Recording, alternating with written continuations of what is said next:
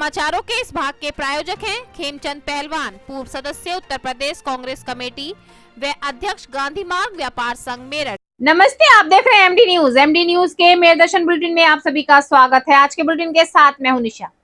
खबरों को स्टार्ट करने से पहले दिन भर की थोड़ी सी खबरों के बारे में आपको जानकारी दे दूं।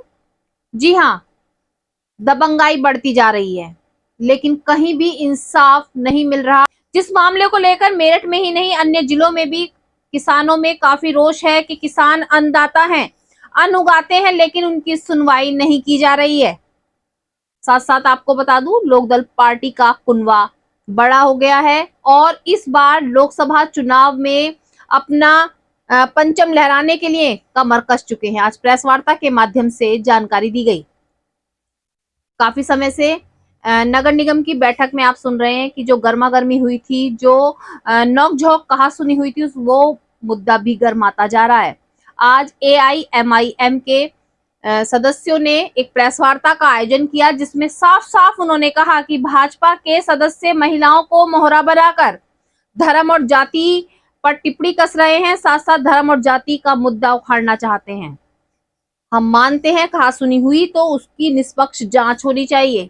वहीं आपको बता दूं, बाबा मनोहर नाथ मंदिर, जी हाँ, सूरजकुंड रोड स्थित बाबा मनोहर नाथ मंदिर में पिछले कई वर्षों से सूर्य नारायण यज्ञ किया जाता है और इस वर्ष भी पिछले वर्षों की भांति धूमधाम से 6 जनवरी से 14 जनवरी तक सूर्य नारायण यज्ञ का आयोजन किया जा रहा है, जिसको लेकर के आज कलश यात्रा निकाली गई। कलश यात्रा में भारी भक्तों की भीड़ रही और काफी धूमधाम के साथ सूर्य नारायण यज्ञ की तैयारियां शुरू की गई। तो जुड़े रहिए हमारे साथ। सबसे पहले नजर डालते हैं आज की हेडलाइंस पर, जिसके प्रायोजक हैं zoom digital movie world. Hasanapur थाना क्षेत्र के ग्राम मोरना निवासी किसान वन विभाग द्वारा जमीन कब्जाने से परेशान, अधिकारियों के काट रहा काफी महीने से चक्कर, नहीं हुई कोई भी कार्रवाई। लोकसभा चुनावों को लेकर लोकदल पार्टी के पदाधिकारी व सदस्यों ने कसी कमर, बढ़ाया कुनवा। लोकदल पार्टी में शामिल हुए हजारों लोग, जिला कार्यकारिणी भी की गई गठित। सभी नए कार्यकारिणी के सदस्यों को फूलमाला पहनाकर किया गया स्वागत।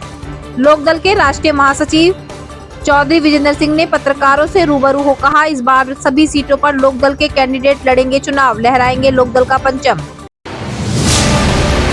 30 दिसंबर को नगर निगम बैठक में पार्षदों के बीच हुई कहासुनी ले रही बड़ा रूप। आज AIMIM द्वारा एक प्रेस वार्ता का किया गया आयोजन, जिसमें पत्रकारों से रूबरू हो कहा, भाजपा के सदस्य महिलाओं को मोहरा बनाकर फैला रहे जाति धर्म का भेदभाव। उन्होंने कहा, होनी चाहिए निष्पक्ष जांच, चेक करी जाए सदन के बाहर व अंदर की वीडियो। प्रत्येक वर्ष की भांति इस वर्ष भी बाबा मनोहर नाथ मंदिर में महामंडलेश्वर गुरुमा नीलवन्नद महाराज के सानिध्य में सूर्य नारायण महायज्ञ का 6 जनवरी से 14 जनवरी तक होने जा रहा आयोजन, जिसको लेकर आज धूमधाम के साथ निकाली गई कलश यात्रा। भक्तों की रही भारी भीड़। अब खबरें विस्तार से। लोकसभा चुनाव बहुत नजदीक हैं। आप सभी जानते हैं लोकसभा चुनाव नजदीक हैं तो सभी पार्टी अपनी अपनी कमर कस चुकी हैं, अपनी अपनी पार्टियों को मजबूत करने में लगी हुई हैं और किस तरीके से आगे की रणनीति तैयार करनी है, सभी प्रेस वार्ता के माध्यम से बता भी रहे हैं। आज आपको बता दूं, लोकदल पार्टी द्वारा एक प्रेस वार्ता का आयोजन किया गया, जिसमें जिलाध्यक्ष द्वारा सभी को जानकारी दी गई और अपना कुनवा बढ़ाया गया। नए सदस्य लोकदल पार्टी में जुड़े, जिनको फूल माला पहना करके कार्यकारिणी सदस्य गठित किया गया और उनका स्वागत भी किया गया। साथ साथ पत्रकारों से रूबरू हो साफ साफ कहा कि इस बार लोकदल पार्टी अपने सभी कैंडिडेट उतारेगी और अपना पंचम लहराने के लिए तैयार हो चुकी है।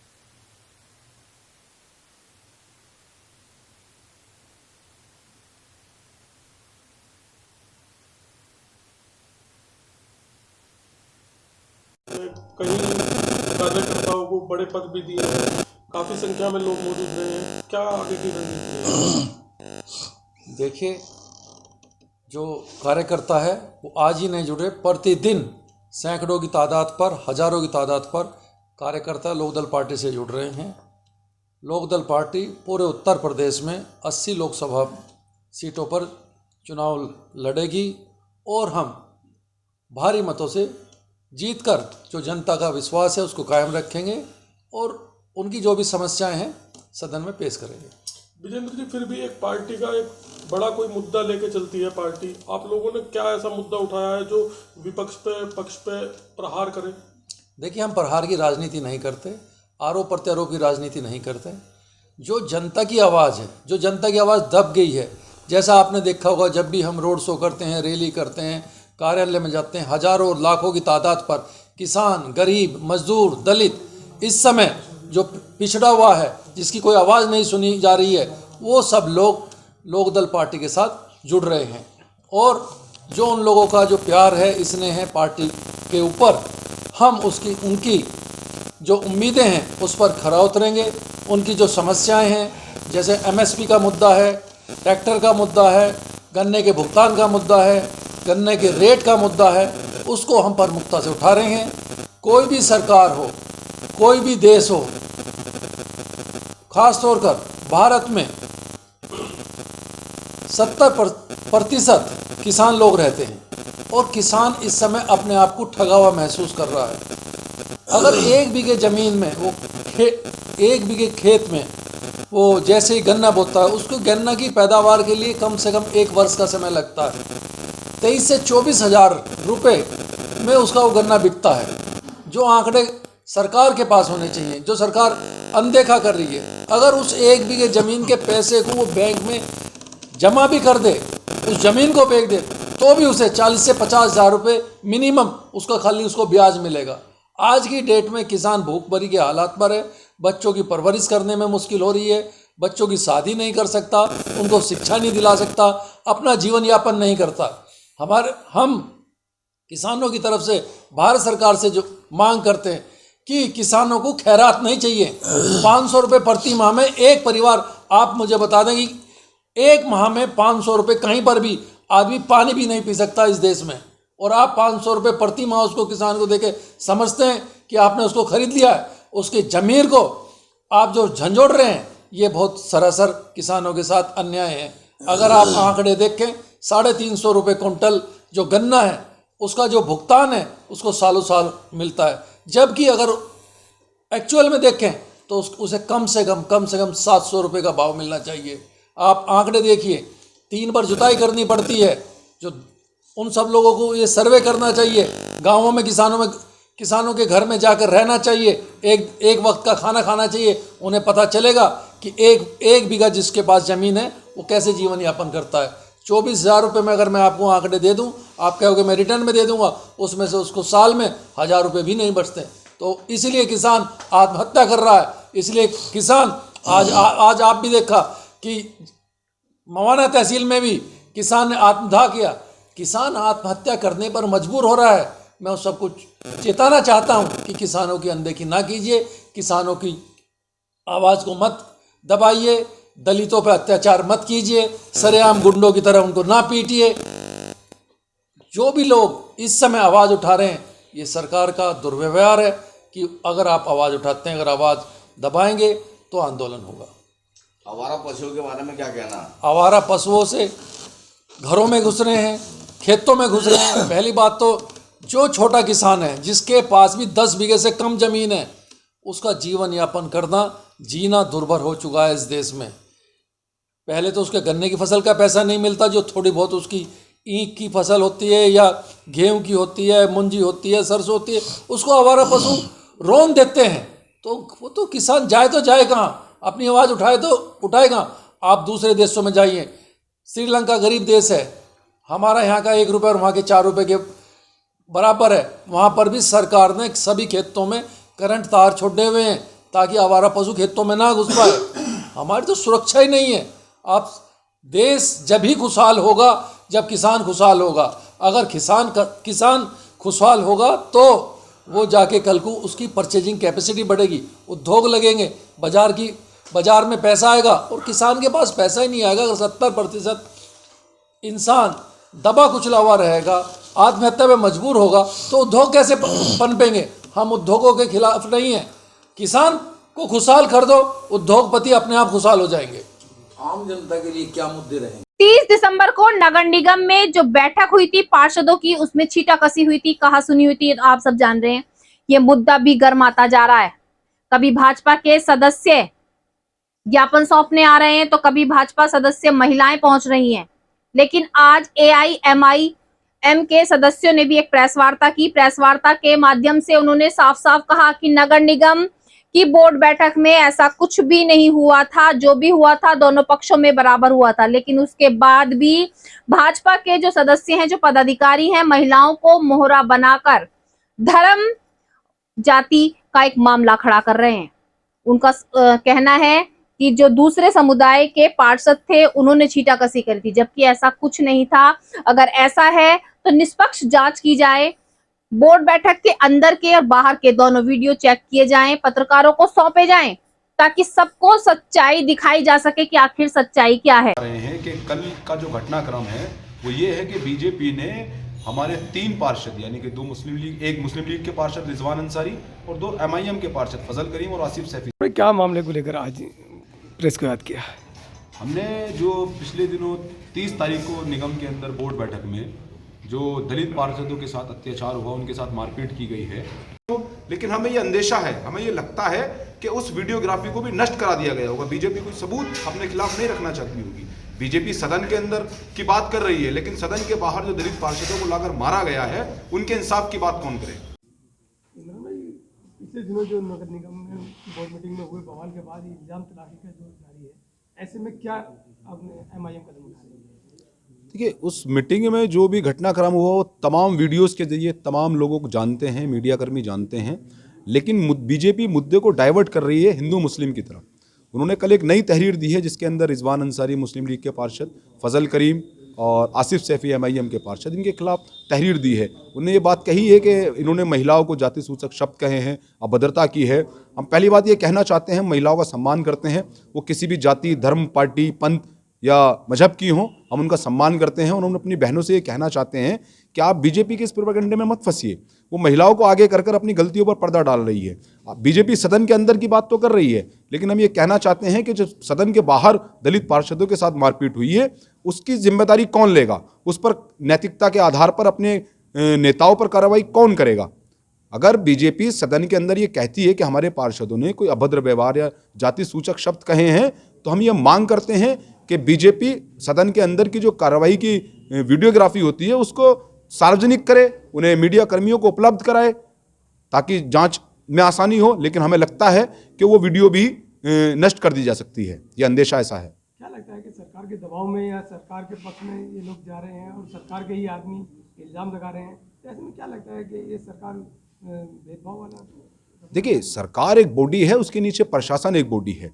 काम जो होगा वो लोकतंत्र और जो हमारा संवैधानिक दायरा है उसके अंदर होना चाहिए, और वो जेब भी देता है। लेकिन अगर प्रशासन यहाँ पर बीजेपी के दबाव में आकर कोई ऐसा काम करता है, जैसे विपक्ष के पार्षदों के खिलाफ या हमारे पार्षदों के खिलाफ मुकदमा दर्ज करने का काम करता है, तो हम मजलिस इत्तेहादुल मुस्लिमीन अपने पार्षदों के साथ बहुत मजबूती से खड़ी है और बहुत जिम्मेदारी से हम ये बात कह रहे हैं। हम कप्तान और DM साहब के कार्यालयों पर भूख हड़ताल करने का काम करेंगे।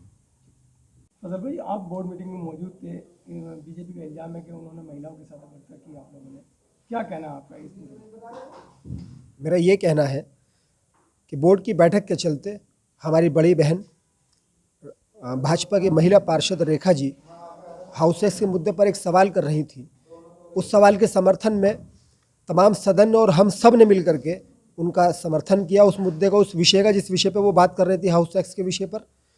और इसी के चलते हुए वो कुछ इस तरह की बात कह बैठी जिस पर हमने तर्क वितर्क करते हुए उनसे कहा कि वो ये बात न कहें। मुस्लिम क्षेत्रों में कुछ हाउस टैक्स को लेकर उन्होंने कहा है, हम उस बात को बार बार दोहराना भी नहीं चाहते क्योंकि हमारी वो मानसिकता भी नहीं है। हम उनका सम्मान करते हैं, हमारी बड़ी बहन है वो, इसमें कोई दो राय नहीं है। वो भी जनप्रतिनिधि हैं, हम भी जनप्रतिनिधि हैं। लेकिन भारतीय जनता पार्टी ने उस मुद्दे को जो सदन की कार्रवाई चल रही थी उसकी सारी तमाम जानकारियां और वीडियोग्राफी और साक्ष्य सारे प्रशासन, जो हमारे मेयर साहब हैं, नगरायुक्त साहब हैं, निगम का प्रशासन उनके पास मौजूद है। वो इसको आधार बना के इसकी जांच करा सकते हैं, लेकिन वो ऐसा ना करके भारतीय जनता पार्टी बाहर जो घटनाक्रम हुआ है, जो हमारे दलित भाई पार्षदों को पीटा गया है मंत्री विधायकों के जरिए, उसको पर्दा डालने के लिए, उसको डैमेज कंट्रोल करने के लिए वो सदन में अभद्रता की बात उठा करके इसको गुमराह करना चाहते हैं शहर के लोगों को, महानगर के लोगों को। भाजपा इस मुहिम पे काम कर रही है। उनका कहना यह है कि जो पार्षद जिनके साथ मारपीट हुई है उनको तो सिर्फ मोहरा बनाया गया है, असली मकसद तो MIM के पार्षदों का था जिन्होंने इस सारे बवाल की जांच। नहीं, ये उनका कहना है, ये उनका कहना है, सत्यता ये नहीं है ना। अगर ऐसा है तो वो सदन के अंदर की जो प्रोसीडिंग है उसकी वो जांच कराएं। अभी तक उस पर कोई काम ही नहीं हुआ है।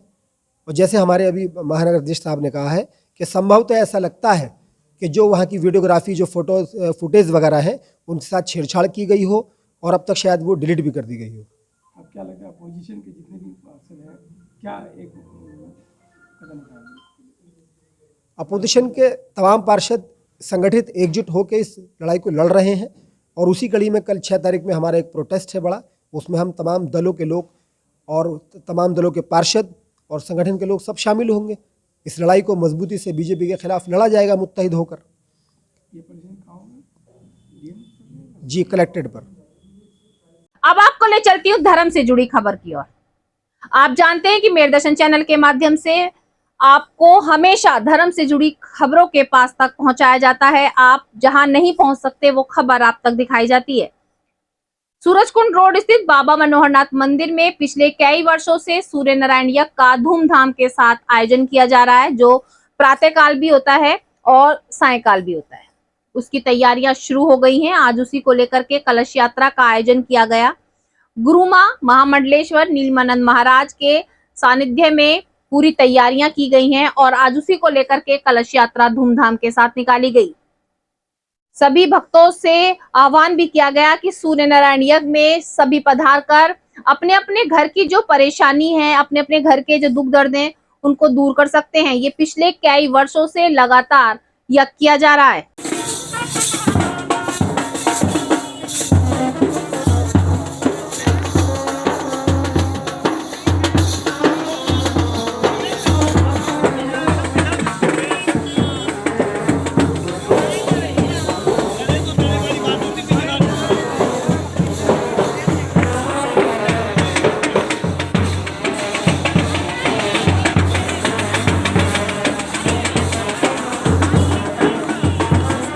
आज के मेरदर्शन बुलेटिन में बस इतना ही।